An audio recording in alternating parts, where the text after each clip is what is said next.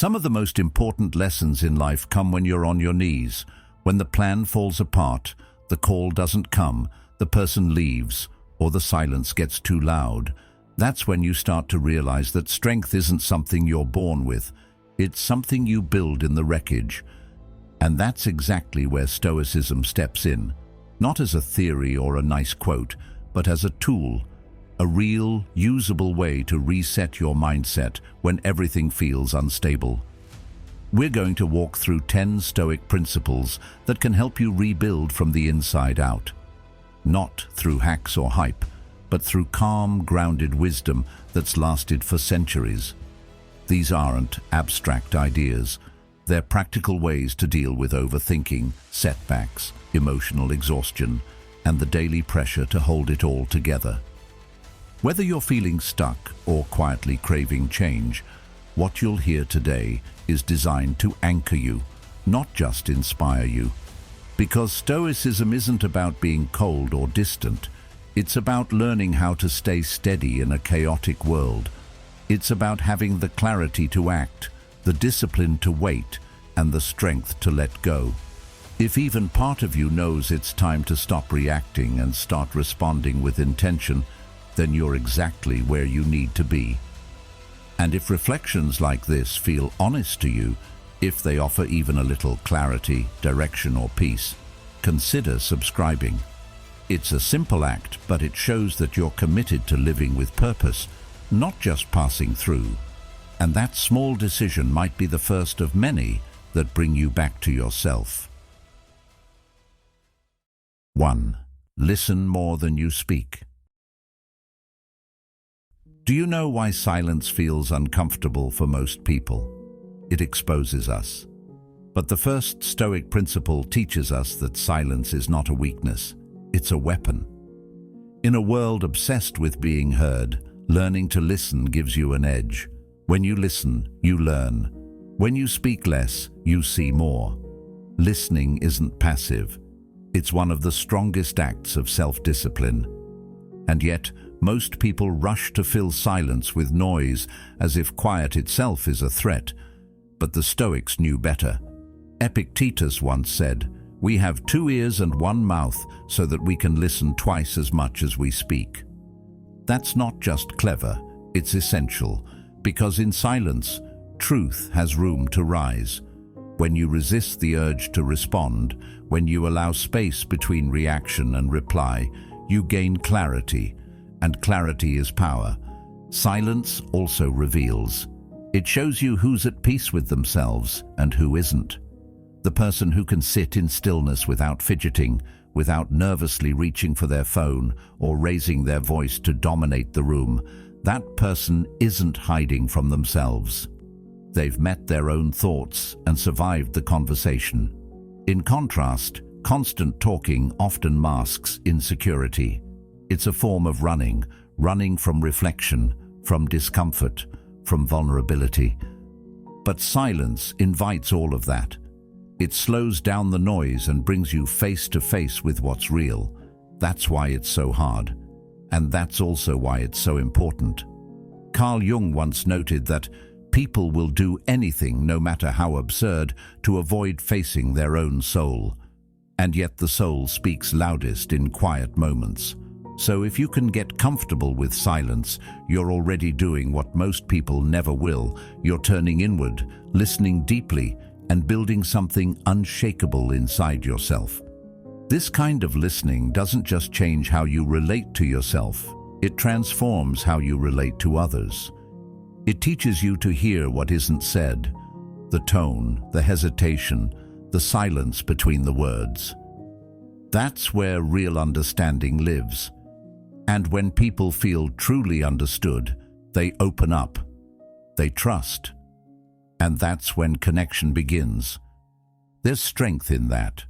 Socrates said, "The only true wisdom is in knowing you know nothing." That mindset only comes when you let go of the need to dominate a conversation and instead step into the role of the learner, the student, the one who listens, reflects, absorbs. Every room you walk into becomes a classroom. Every person you meet becomes a teacher. But that only happens when you shut your mouth and open your mind. Because when you speak just to be heard, you miss everything being said. You trade knowledge for ego. And ego is a poor teacher. So the next time you're in a conversation, try this. Say less than you usually would. Not to be mysterious or aloof, but to be present. Let others talk. Let the silence stretch a second longer than feels comfortable. Pay attention to what rises in you.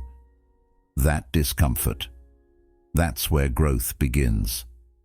Plato once said, "Wise men speak because they have something to say, fools because they have to say something." It's one of those truths that cuts deep, because it forces us to ask ourselves, when I speak, am I adding value or just avoiding discomfort? In the end, silence is not about withholding, it's about refining. You become more selective with your words and more intentional with your presence, and that's when people start to notice. You walk differently, you listen fully, you carry yourself with quiet strength instead of loud uncertainty. That's what Stoicism gives you, a new relationship with silence, a way to stop reacting and start observing, and in that space between impulse and action, that's where you reclaim your power. 2. Treat every loss as a lesson. What if your setbacks weren't meant to break you but to shape you? Stoicism invites us to see failure not as something to avoid, but as something to embrace. Every mistake reveals where you're not free yet, where your ego, your impatience, or your expectations still rule. But loss teaches, if you let it. And the lesson is often simple, even if it's not easy. You are not your failure. You are the one observing it, the one growing through it. As Carl Jung once said, the most terrifying thing is to accept oneself completely. But that's the beginning of all real strength. When something falls apart, we rush to fix it, or worse, to forget it. We bury the disappointment, avoid the feeling, cover it with distraction or false optimism. But the Stoics took a different path. They didn't see failure as a wall, but as a mirror. It's not there to block you, but to show you what still needs to be seen. Maybe you were too attached to a result. Maybe you were chasing an idea of success that never really belonged to you. In that mirror, you meet your real self, the one who's still learning. That's the quiet brilliance of Stoicism. It doesn't promise comfort. It offers clarity. Seneca wrote, "Difficulties strengthen the mind, as labor does the body. Pain becomes your personal trainer. Not a punishment, but a practice." Each rejection, each dead end, each misstep becomes a kind of spiritual sandpaper, smoothing out the parts of you that still cling to what cannot last. The fear of failure is often just the fear of being exposed, of being seen as not enough. But as Socrates reminds us, the only true wisdom is in knowing you know nothing. And there's freedom in that, because once you release the need to always win, to always impress, to always be right, you can finally start learning, really learning, without fear, without shame, without the crushing pressure of perfection. Life becomes less about avoiding the fall and more about mastering the recovery. The Stoic doesn't ask, "How do I never fail?" They ask, "What will I become because of this?" And that shift in perspective changes everything.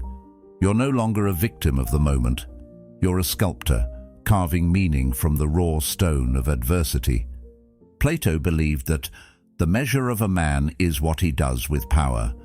But power isn't always dominance or control. Sometimes it's restraint. Sometimes it's humility. Sometimes it's standing back up without applause, without attention, and deciding to move forward anyway. That kind of strength doesn't come from ease. It's earned in silence, in private battles no one sees.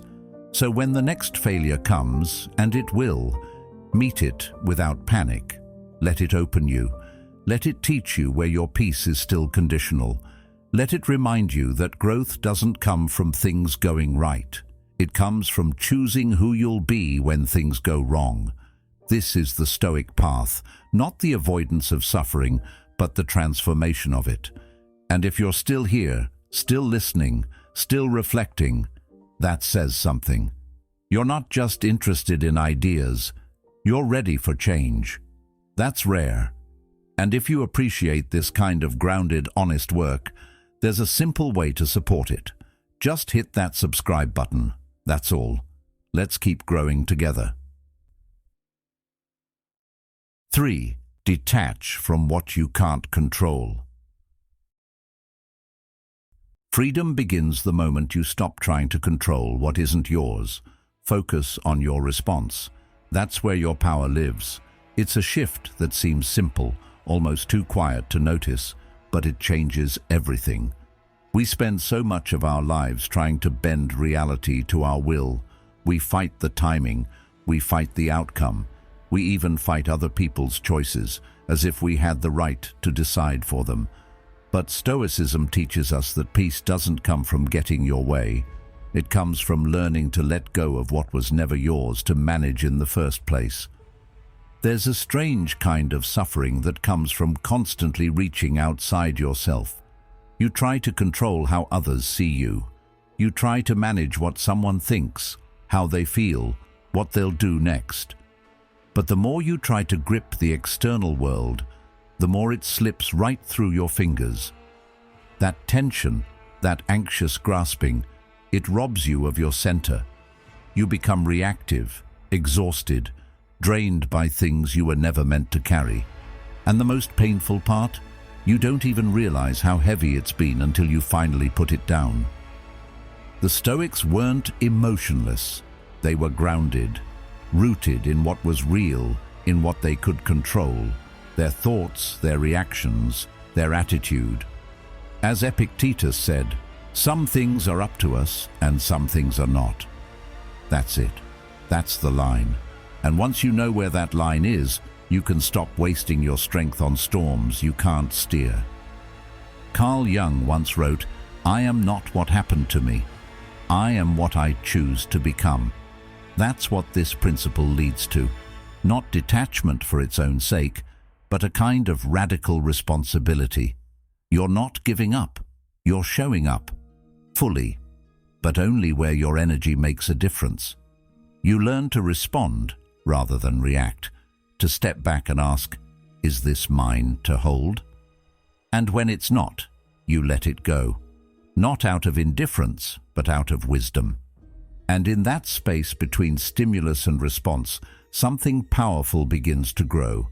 Patience, clarity, a sense of self that doesn't rise and fall with someone else's mood or the chaos of the day. You start to act from values, not impulses. You start to move with intention, not fear. It's the kind of freedom that doesn't need to be loud to be real. Think about how much time we lose trying to rewrite what already happened, or worrying about what hasn't even come. That mental tug-of-war is a trap. Plato said, "The first and greatest victory is to conquer yourself." And self-mastery starts with clarity about what's yours and what's not. You can't control the past, you can't predict the future, but you can stand firmly in the present and choose your next move with purpose. This is the kind of power that doesn't need control over others to feel strong. It's inward, steady, quiet, and it changes how you walk through the world. You become less reactive to nonsense, less attached to praise or blame. You don't need to win every argument or fix every misunderstanding. You know where your energy ends, and that gives your attention value. Your focus becomes your boundary. And the truth is, not everything needs your reaction. Not every opinion needs a defense. Not every storm deserves your emotional investment. Aristotle once said, "What lies in our power to do, lies in our power not to do."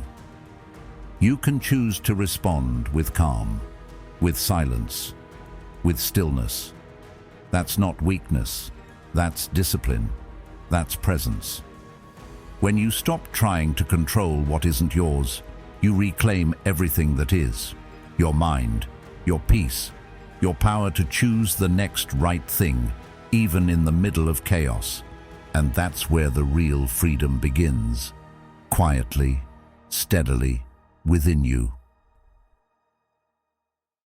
4. Expect the storm, but stand like a mountain. Prepare your mind for hardship, not out of fear, but out of strength. Anticipating adversity builds unshakable resilience. This isn't about becoming negative or expecting the worst in a hopeless way. It's about grounding yourself so deeply in what is real that when life shakes you, and it will, you don't fall apart. You may bend, but you won't break. The Stoics called this practice premeditatio malorum, the premeditation of evils. Not to dwell in worry, but to meet reality with open eyes and a ready heart. Most people go through life hoping things will go smoothly, almost as if ease is the default and difficulty is a mistake. But ease was never promised. Difficulty is part of the contract. And when you've prepared yourself mentally, when you've already walked through the fire in your imagination, the real storm feels less like chaos and more like confirmation. You don't ask, "Why is this happening to me?" You simply say, "This is what I trained for." There's something powerful that happens when you stop expecting life to protect you from discomfort. You begin to grow a deeper kind of peace, a steady, quiet confidence that doesn't depend on circumstances staying perfect. Carl Jung once said, "No tree, it is said, can grow to heaven unless its roots reach down to hell." That's the kind of strength we're talking about, not surface-level optimism, but a grounded courage born from facing what could go wrong and still choosing to move forward. And no, this isn't about living in fear of what might happen. It's about building the inner scaffolding so that when it does, you don't crumble. When you walk into a situation having already accepted the possibility of delay, rejection, criticism, or loss, you remove their sting. They stop being surprises and become tests of your preparation. Painful, maybe, but not shocking. Disruptive, but not defeating. There's a kind of freedom in that, a kind of emotional immunity. When your peace isn't built on comfort but on character, it stops being so easy to steal. You're not thrown off by every inconvenience or change in plan. You're anchored in something deeper, your response, your presence, your values. That's real stability. That's strength. Plato once noted that the first and greatest victory is to conquer yourself. And part of that conquest is learning how to meet adversity without flinching. It's easy to be calm when everything goes your way. But resilience isn't proven in calm waters. It's forged in the waves. Every time life pushes, and you push back with wisdom instead of panic, you become more of who you're meant to be. And over time, that mindset becomes second nature. Instead of dreading what might go wrong, you quietly strengthen your grip. You expect resistance not as punishment, but as part of the process. You stop waiting for life to get easier and start getting stronger yourself. That shift changes everything. It moves you from a place of reaction to a place of readiness. Socrates taught that the unexamined life is not worth living, and hardship is often the invitation to examine, to slow down, to rethink, to build deeper layers of wisdom you never would have found in comfort. It's not just about surviving the hard times. It's about letting them sharpen your clarity, stretch your limits, and solidify your peace. So you prepare, not because you live in fear, but because you value your future self enough to build them a foundation. You imagine the challenge not to suffer in advance, but to suffer less when the moment comes. That's the Stoic way. That's how you stay calm when the world around you isn't. Because the preparation happened long before the pressure. And that inner strength, that's yours now, and no one can take it from you. 5. Choose simplicity over chaos. A cluttered life creates a cluttered mind. Strip away what doesn't matter. What remains is clarity. The weight we carry isn't always physical. Sometimes it's the noise, the endless notifications, the distractions, the commitments we say yes to just to avoid disappointing someone. And the more we pile on, the more we drift from what truly matters. Simplicity isn't just about having less. It's about making space for what gives you life, not what drains it. We live in a world that equates more with better, more choices, more stimulation, more goals. But when everything is important, nothing is. The Stoics understood this long before modern minimalism made it trendy. They taught that freedom isn't found in excess, but in restraint. Epictetus reminded us, wealth consists not in having great possessions, but in having few wants. It's not about the volume of what you have. It's about the value of what remains once you let the noise go. The clutter often shows up subtly. You don't notice how heavy it's become until your mind starts feeling cloudy, unfocused. Your energy's scattered. Your sense of purpose gets buried under errands, obligations, and unfinished to-do lists. The mental fog isn't random. It's the byproduct of living a life out of alignment. When you're surrounded by things, people, and goals that don't reflect your values, your clarity becomes collateral damage. Carl Jung spoke to this inner misalignment when he said, "People will do anything, no matter how absurd, to avoid facing their own souls." And sometimes the clutter is just that, an avoidance strategy. We stay busy so we don't have to feel. We stay distracted so we don't have to reflect. But peace requires presence, and presence requires space. Stripping away the unnecessary isn't about living a cold or empty life. It's about coming back to what's essential. Relationships that are built on truth. Work that aligns with your values. Habits that nourish rather than numb. When you clear away what doesn't serve you, what's left is often exactly what you've been searching for. Stillness, focus, and a quiet confidence in your next step. It takes courage to say no, to let go of things that once mattered or seemed like they should. But the cost of holding on is too high. When your energy is split between a dozen shallow pursuits, you miss the depth of the one that truly matters. Plato once wrote, "The first and greatest victory is to conquer yourself." And that often starts with mastering your attention. Where it goes, your life follows. And this isn't about perfection. You don't need to throw everything away or move to the mountains. You just need to pause long enough to ask yourself, is this helping me become who I want to be? If the answer is no, it might be time to let it go. That space you create, it's not emptiness. It's room for clarity, for healing, for new things that actually belong. The more you practice simplicity, the more you'll notice something powerful. Your thoughts become clearer, your choices more deliberate. You don't get pulled in every direction. You don't need to explain yourself as much. You start to trust your own pace. That quiet inner knowing, that's what simplicity gives you. And it's worth far more than whatever you had to let go. Because when the distractions fall away, what's left isn't lack, it's truth. And that's more than enough to build a meaningful life on. 6. Value progress over perfection. You don't need to get it right every time. You just need to keep moving. The Stoics aimed for excellence, not flawless outcomes. They understood that perfection is a trap, an illusion that keeps us stuck, hesitant, second-guessing ourselves. But forward motion, even when it's messy, builds something real.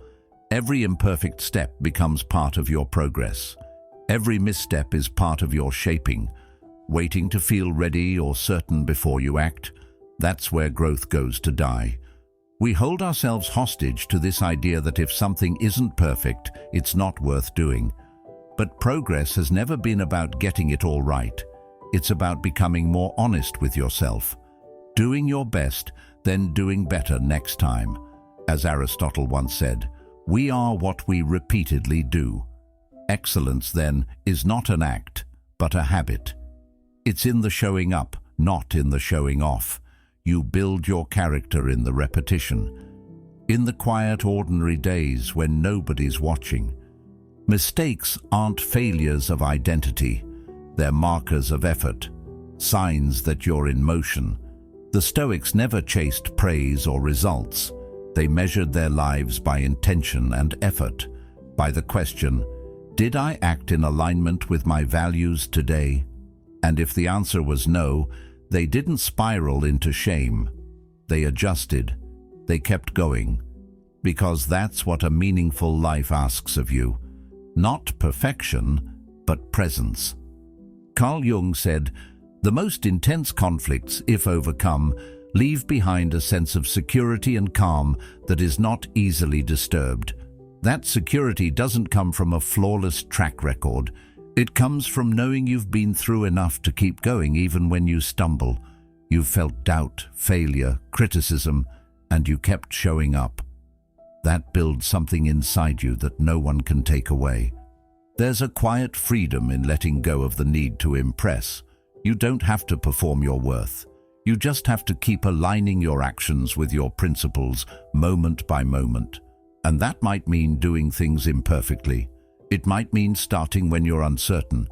But the point is to keep walking, to choose effort over ego, to keep building the life you want with the tools you have, even if your hands shake a little.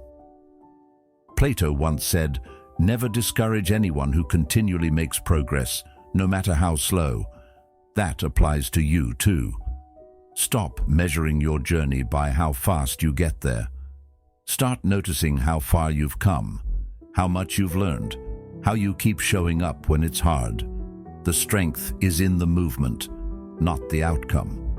Because when you aim for perfection, you never begin. But when you aim for growth, every moment becomes useful. Every day becomes a new chance. And little by little, you become someone resilient, someone focused, someone who doesn't quit when things get hard. The Stoics didn't pretend to be above error. They expected it. But they didn't sit in their mistakes. They moved through them. That's the difference between feeling stuck and feeling alive. So no, you don't need to get it right every time. You just need to keep moving, keep growing, keep becoming. That's where the power is. That's where you'll find your way. 7. Live by your principles, not people's opinions. You weren't born to chase approval. Integrity is doing what's right, even when it's not seen, praised, or rewarded. It's choosing the harder path because it's the honest one. It's staying true to your values in silence when no applause is coming, and no one is watching to pat you on the back. And that's what makes it powerful. Because when you act with integrity, you're not performing, you're practicing alignment between your actions and your core. Approval is addictive. It starts small. A compliment here, a like there. But over time, it can start to shape your decisions. You begin to filter your choices through the question, will they like this? Instead of, is this right for me? The Stoics warned against this kind of dependence. They believed that the only true freedom comes when your happiness isn't tied to someone else's opinion. As Epictetus put it, if you want to improve, be content to be thought foolish and stupid. When your actions come from a place of honesty, not strategy, you start to reclaim something most people have lost, yourself. And that self becomes stronger with every choice made from principle, not popularity. It doesn't always feel good. In fact, it's often uncomfortable. Doing the right thing might cost you attention, validation, even certain relationships. But what you gain is worth more. A steady sense of who you are and a peace that doesn't vanish the moment someone disagrees with you. Socrates believed that The greatest way to live with honor in this world is to be what we pretend to be. That's the tension so many people live in, performing decency without living it, saying the right things in public while compromising in private. But Stoicism invites a different kind of life, one that isn't built on image but on substance. It teaches you that your character matters more than your reputation, that peace comes not from being admired, but from being internally consistent. Carl Jung once said, "The privilege of a lifetime is to become who you truly are." And becoming who you truly are doesn't happen when you're shaped by the shifting opinions of others. It happens in the quiet moments of choice, when you decide to speak the truth instead of remaining silent, to stand firm when it would be easier to follow, to hold the line even when it costs you. It's not that approval is bad, it's just not the goal. If it comes, let it be a byproduct, not a compass. Let your compass be truth. Let your guide be values that hold up whether you're in a crowd or completely alone. Because when you know you've acted from a place of integrity, you don't need validation. You don't need the spotlight to know your worth. That's a kind of strength that lives deep in your bones. And over time, that strength builds. You stop explaining yourself so much. You stop negotiating your values for comfort. You stop fearing judgment, because you know the judgment that matters most is the one you make in the mirror. Plato wrote, "The measure of a man is what he does with power."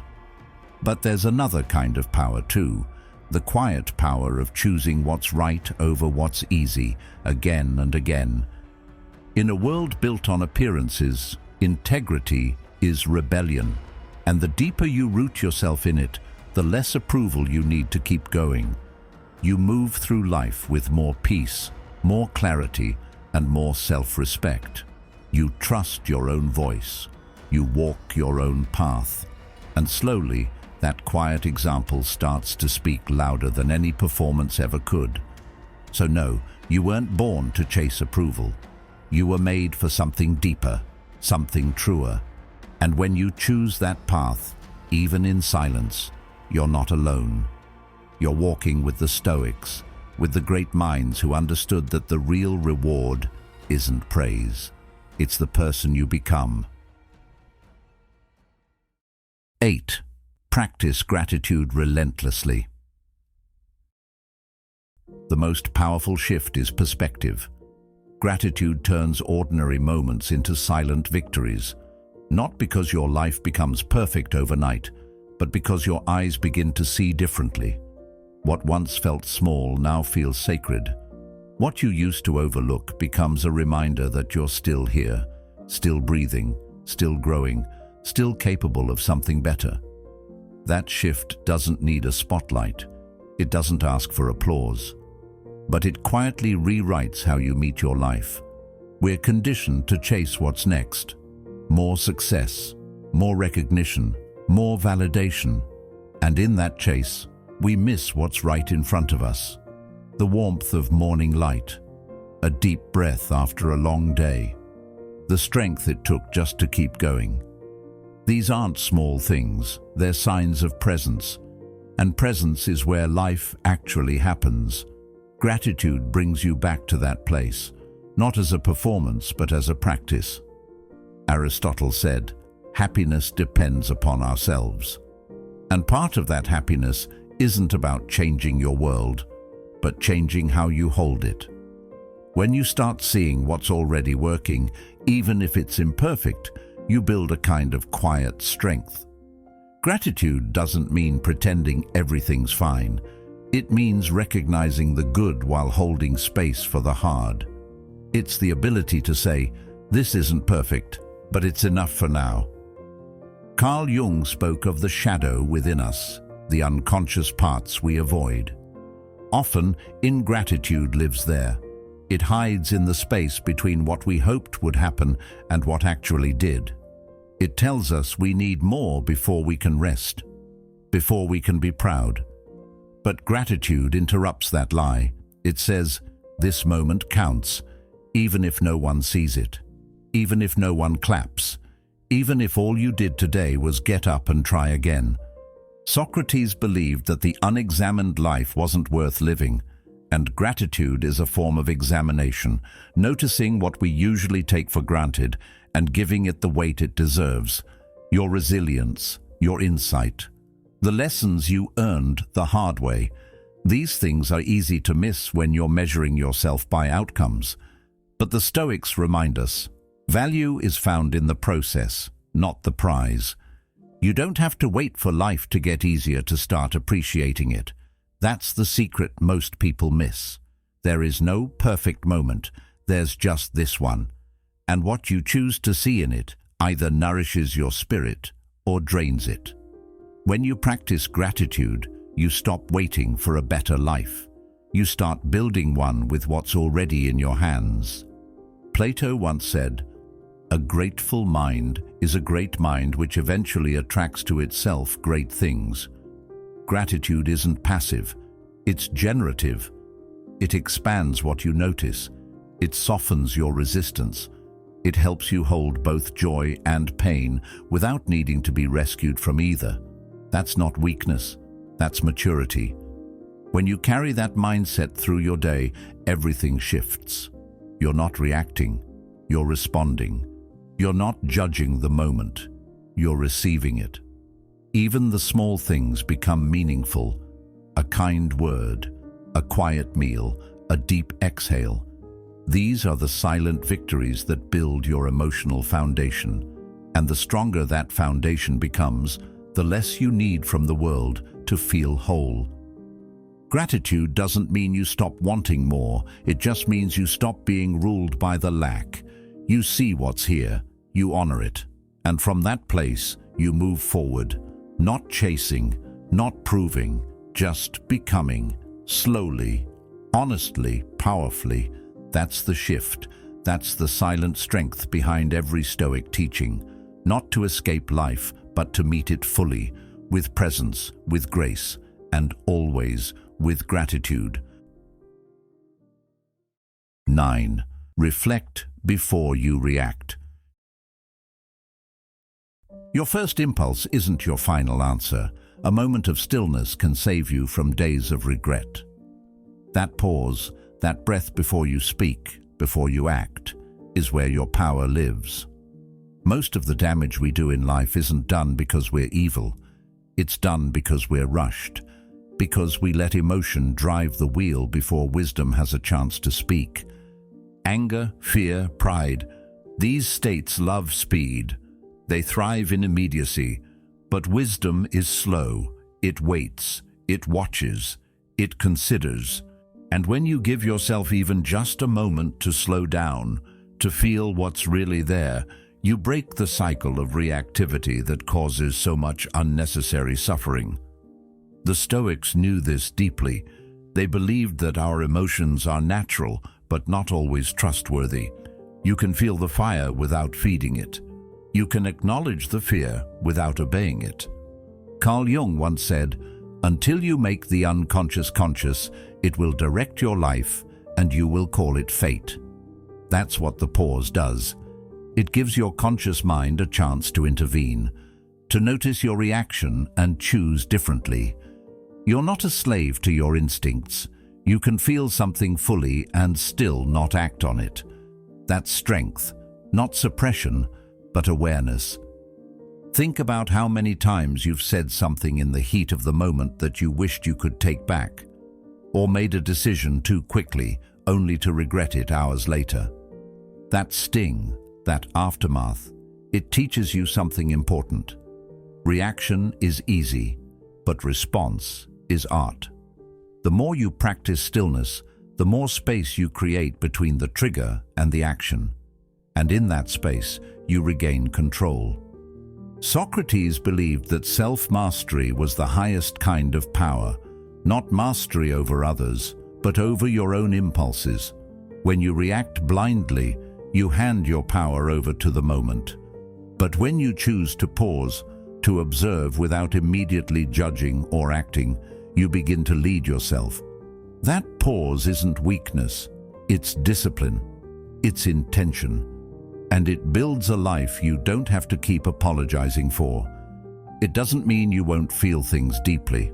Quite the opposite. It means you'll feel them clearly without letting them run the show. Stillness doesn't erase emotion. It puts it in context. It reminds you that temporary feelings don't deserve permanent decisions, that the version of you who's angry, scared, or overwhelmed isn't the whole of who you are, that there's another voice inside, wiser, calmer, more patient, just waiting to be heard.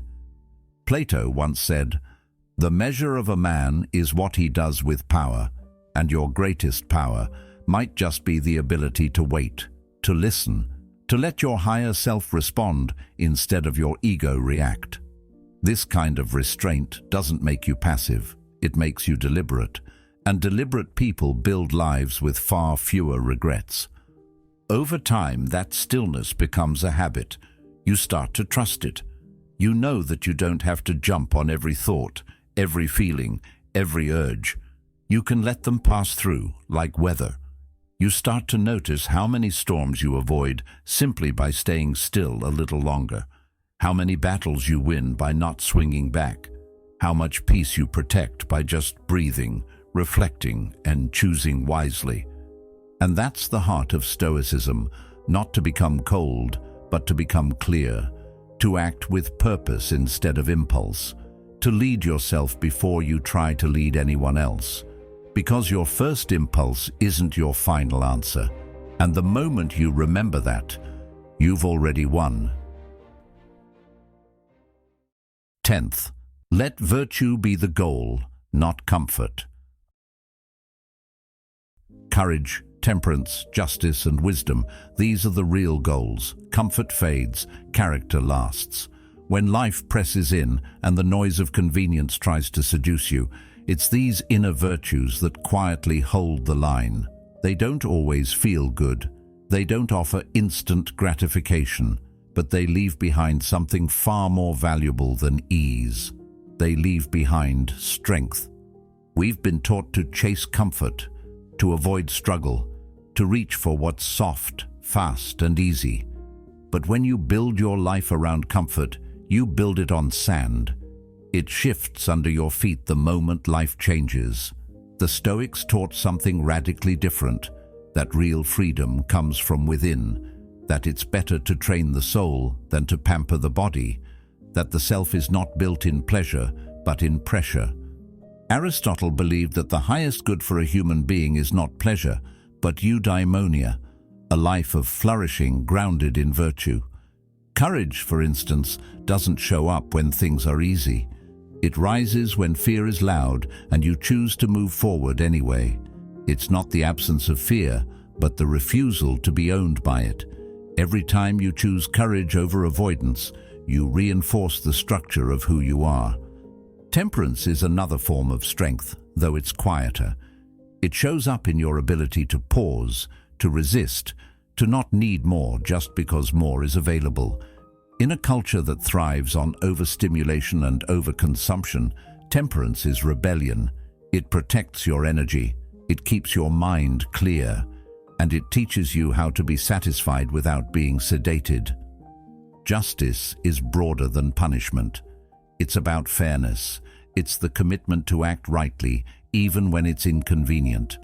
It means treating people with dignity, whether they can return the favor or not. Plato once said that justice in the soul is when each part of a person does what it's meant to do in harmony. So when your actions align with your values, when your thoughts, words, and choices move as one, that's justice on the inside. And that kind of integrity cannot be bought. Wisdom isn't just knowledge, it's applied understanding. It's learning from experience and allowing that knowledge to shape your behavior. Carl Jung reminded us that wisdom is not a product of schooling, but of the lifelong attempt to acquire it. You don't become wise by being clever. You become wise by paying attention, especially to your own failures. Wisdom asks, what have you learned? And more importantly, are you using it? Comfort, on the other hand, is fleeting. It feels good in the moment, but it doesn't build you. It's the warm bed you don't want to leave, the opinion you're too afraid to speak, the boundary you let slide because it's easier. But every time you choose ease over effort, you trade a piece of your future self for a few moments of relief. And over time, that trade adds up.